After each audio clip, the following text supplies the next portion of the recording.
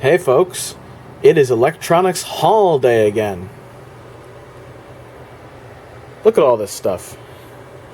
Let's go through it, shall we? I went to help my old boss out with some very large speakers. It was very much a two-man job.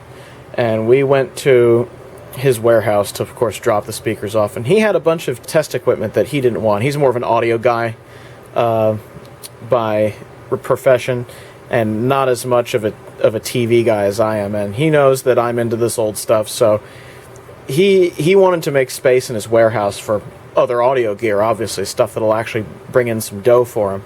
So he let me have all of these. He already has a signal tracer and the things that he needs. And of course, if he needs to borrow something, you know, I have it, so not a big deal there, right? Friendship is great that way. So anyway, I wanted to give you guys a little tour of the things I got, because they might show up in future videos when we do repair work. And I thought you guys might be interested. So let's start from the left here. Ooh. So what we have here is a Knight sine square wave generator. And there's the range that it can output, so it looks like it's times 10 to times 100K. I don't know how to use this thing. I don't know exactly what you use a sine or square wave generator for. I would assume alignment and maybe speaker testing and things like that. I'm not sure. But you have options for a sine wave here and a square wave here. Again, I'm kind of new to a lot of this equipment, so I got to learn what this does. It's a model KG688. Yeah, there you have it. It's solid state, of course. So this is probably 70s era. So I got to learn what that does. The main thing about this that's great is it came with a bunch of leads. So I can use these on a bunch of the other equipment that I have as well. I also got this guy here. This is a Paco Model G30 RF signal generator and TV/FM marker generator. I don't know what the marker generator is all about, but the RF signal I do. That, I believe, will let me do things like align AM and FM radios and things like that. At least I hope. That would be really cool if this could serve that purpose. I would assume you could set it to like a certain megahertz setting or whatever and align your AM radio by it. Like I see Shango doing a lot of his videos. So you get your RF level and output down here with a connector, which I don't have the cable for, unfortunately. And you have an audio output, which is really what I would probably be using, and that's where the leads connect.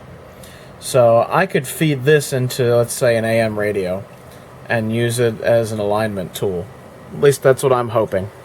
I'm not that familiar with a lot of this equipment yet, because I'm just sort of getting into the electronics hobby very seriously at this level. So that's definitely a thing. This one's pretty cool. This is a very small leakage checker, and this will check for leakage in tubes and capacitors. So you can check for there's your filament check there. So you can check for leaky tubes, and you can check for leaky capacitors. It has a little it has an eye tube down there for an indicator. Hopefully that thing hasn't gone to air and is still good, because otherwise this thing is useless at that point. Has a tube chart built in, which I think is really cool, and a capacitor tester here. So this leakage checker for capacitors, I think, is probably going to end up being very useful for some of the old wax caps we end up looking at. I think that's probably going to be, yeah, a thing. I'm assuming that this display here is like some of the cap testers I've seen from the 40s, 50s that use a window that opens up and closes for leakage testing. So that's probably what it is. But yeah, this thing I think is going to be really, really useful. Hopefully the tube is good in there so that we can so that the display works. That would be great. Speaking of displays, look at this guy here. Doesn't this look like something you'd take on a submarine? This. Oh, I think I forgot to mention the model of this. This is a Sencor Model LC3 leakage checker. There we go. Almost forgot to mention that. Anyway, back to this oscilloscope. Looks a bit like something you'd take on a submarine or something like that. This is a laboratory oscilloscope made by Heathkit. It's a model 1012, it looks like down there. It's probably not a very high frequency oscilloscope, but for the stuff I intend to work on, TVs, radios, things like that, it'll probably be good enough for the job, assuming that it works. And it's got plenty of settings, as you can see. Stuff that I have to learn. You can pause it if you want to look through all that. And you got your controls for the CRT up there. Assuming this uses a CRT, I think it's old enough too. Yeah, it's a very, very big unit. And look at that, it's huge. So, it being that big, I would definitely assume this has a long throw CRT in it, or not long throw, but a long CRT in it. Hopefully that's still good and that's still working, so that we can use this to look at various curves that we need to look at during repair work. And we move on to the next thing, which is, of course, finally, I've been wanting one of these for a while, a signal tracer. This is an ICO signal tracer model 147, and these are particularly useful for fixing radios. Especially if a signal's not getting through, you can get some audio leads in there, and you can poke around within the circuit to find where the sound is, and you can go between, let's say, a transistor, for example. At the beginning of the transistor, you could get audio through the signal tracer. At the end of the transistor, you could not, or you could get weak audio, and that would diagnose where a signal is failed or is fading out or whatever. So it's very good for that sort of stuff. So that's going to be a useful piece of equipment. This one I thought was a bit unique. This is a Sencor Alino pack. Ooh, 7-in-1 DC bias supply for a tube or solid-state color and black and white TV. I think what this does is this substitutes bias voltage in a circuit so that you can adjust it. So it seems like something you'd use to substitute. Let's say you don't have a certain voltage. You don't have bias voltage in a particular thing you're working on. This probably is a substitute for it. So that I figured that could be useful in a very fringe moment, and it was free, so why not? Next thing here, it's a, oh yeah, that's a model BE156, by the way. Here we have a Heathkit electronic switch. No clue what this is for or what it does. Not a clue, but it's a model ID101. Has an output here. It has, looks like you could do AC or DC voltage. Very new to this stuff. So I don't have a clue what this does, but it looked somewhat useful to me. So I picked it up. Can't go wrong for free, right? So why not? Don't have a clue what it's for. I'm going to have to definitely look up the instruction manual on a lot of these pieces of equipment, actually. I don't know what a lot of this stuff does. Alright, we have some more. I managed to get an Xbox 360 from him. Looks like a slim model. And you can tell where this came from. Queens get the money. Yeah! Definitely came from the city. Because nobody here out in small town PA says that. So I don't know much about that 360. We'll look into that in its own video, I guess. It's just a 360. I can tell you that the controller that came with it is caked with leaked battery crap, so I don't know if we're going to be able to fix that, but I think if I get a new battery tray for it, it'll be fine. I managed to get a Hitachi Vectorscope, model V-089. Now, I was hoping to use a Vectorscope like this for measuring color demod on a TV. I don't know if this one will do that. It doesn't look like it's made specifically for it, but maybe it can be adapted to work with it. I don't know. But, like I said before, you can't beat free. Oh, and that handle is really sticky for some reason. That's disgusting. Now, this one is a bit of a mystery to me. This is an ICO 443 solid-state semiconductor curve tracer. I have no earthly idea what a curve tracer does. No idea. I'm going to guess that it looks like it tests not capacitors. It looks like it tests transistors and diodes and maybe outputs a curve of what they're capable of. I really don't know. I don't have a clue what this does, but it looked like a way to test them to me. Having something that does diodes, I thought might be useful, especially since a lot of critical components in solid state stuff are diodes, like a damper diode in a TV, for example. Yeah, it looks like you can... My guess is that you take this, you hook your transistor or your diode up to it, and then you hook this thing up to a scope, maybe? I'm not sure if maybe I hook this into the oscilloscope over there, and that's how you use it. I have no idea. Like I said, I have to look a lot of this stuff up online to really figure out intimately how to use it. If I even have to use it that often, that is. So... yeah, forgive me being a complete idiot as far as a lot of this stuff is concerned, but I figured maybe you guys would have some insight as to what a lot of this stuff does, those of you that have delved a lot deeper into electronics than I have. So, that's the test equipment. Now let's move on to what I think are the highlights of what I ended up picking up. These 3 boxes you see before you are all Sam's PhotoFact service data. This is huge. Usually you have to pay $22 to get one of these off of their website. And I've done that in the past for a few TVs, but now I've got quite a few sets. These are some really early sets. Here, let's see what we can show. This is set 33. This is some early stuff here, I would think. The PhotoFact Servicer. Yeah, this is some early stuff. For example, here's an Arvin radio. So, it's your classic Sams. And I have... this looks like it's from... what year? What year would this be?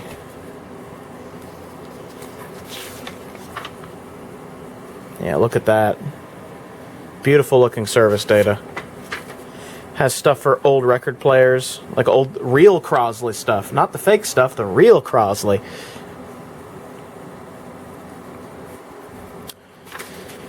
Ah, this is early stuff. This is February 1948, so I have some PhotoFacts that go back pretty far. And that's just a taste of what's in there. I'm sure as we do repairs, we will see more of what is in these Sam's PhotoFacts. I could go through all these on camera, but here's a good example of the Sam's data that I have that's relevant to me. Here's one of a nice looking TV from around 1956. Just to give you an example of what kind of data you get from a Sam's PhotoFact. You get the schematics, you get a labeled diagram of the chassis. You get really good information out of these. It shows you the tuner, you get a parts list. It gives you really, really good service data.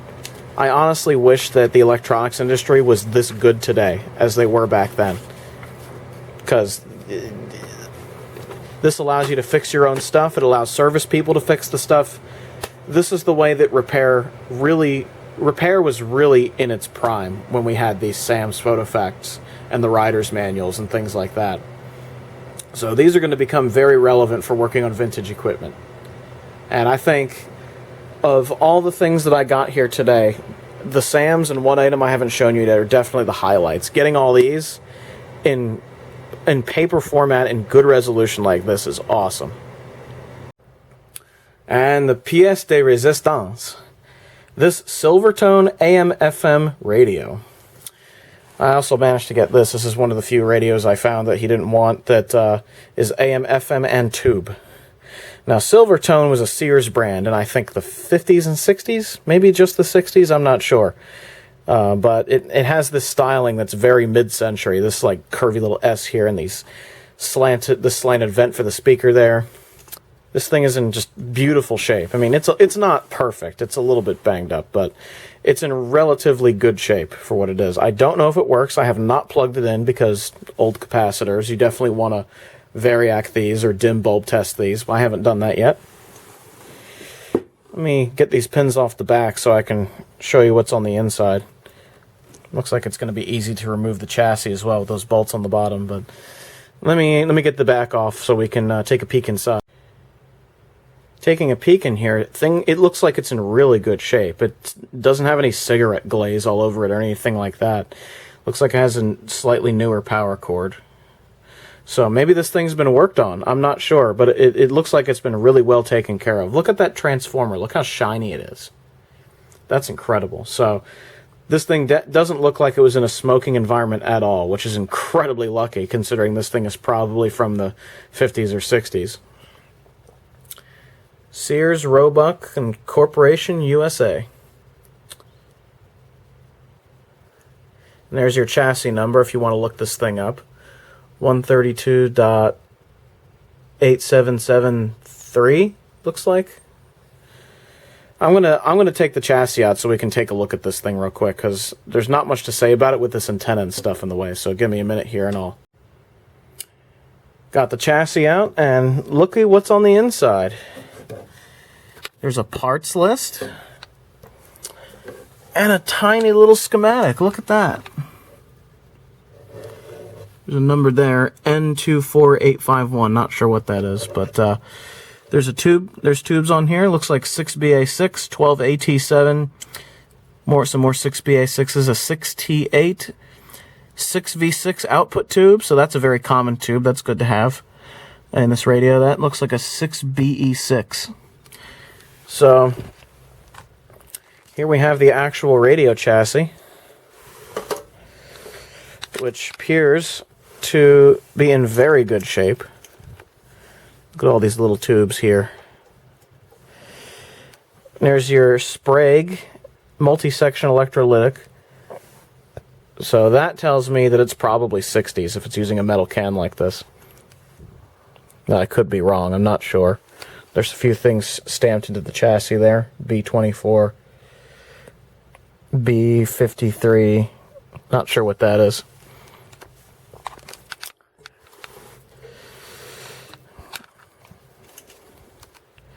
I probably have it in the Sam's library here somewhere. We'll have to look at that and see if it's in here at all.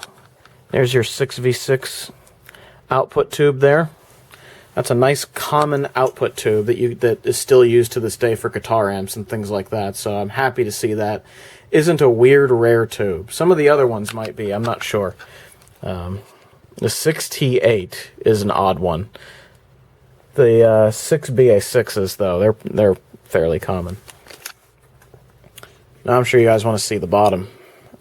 They put a nice plate over the bottom of this.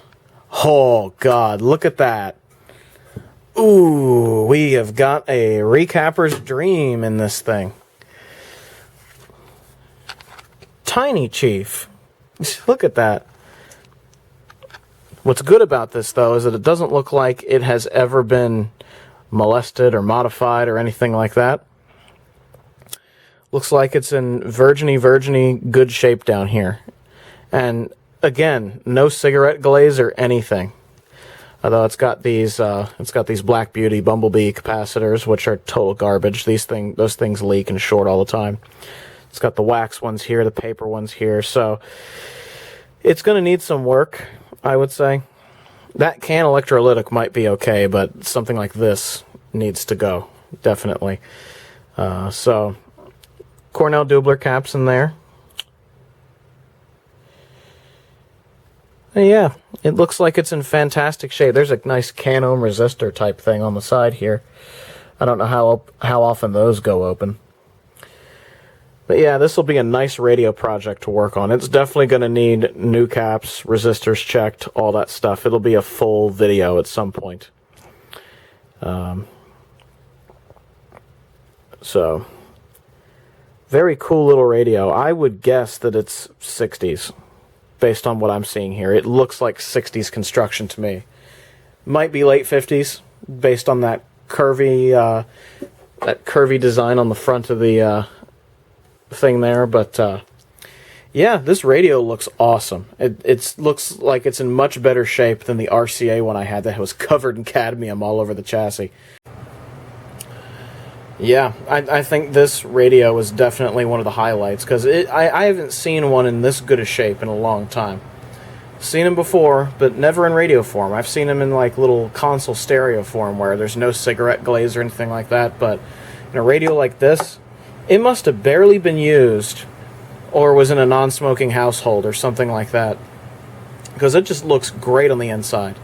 It's as virgin gets underneath the service panel. It's in great shape. So I'd say the Silvertone radio and the Sams are the highlight of the whole thing. So definitely a score, I would say, and I thought I'd share that with you all because you're probably going to see some of this stuff in future videos. This radio is definitely going to get its own video because this is going to be a labor of love restore project, because I've always wanted an AM/FM tube radio to listen to, and this one is a very good candidate. So we're definitely going to have to analyze it and see if it's worth restoring, because it's in such good shape. And that could either mean one of two things: it didn't get used much, or it was broken from the factory. So we're going to have to find out which is true. But anyhow, I hope you guys enjoyed seeing this score of equipment that I got. And hopefully you guys had some insight of what some of this stuff does, how it works, and how I can use it for my repair work. So, yeah, there you have it. Hope you enjoyed seeing all this. And if you want to reach me on social media, those links are down below, along with our Discord chat and everything else. So, have a good one, everybody. Ciao.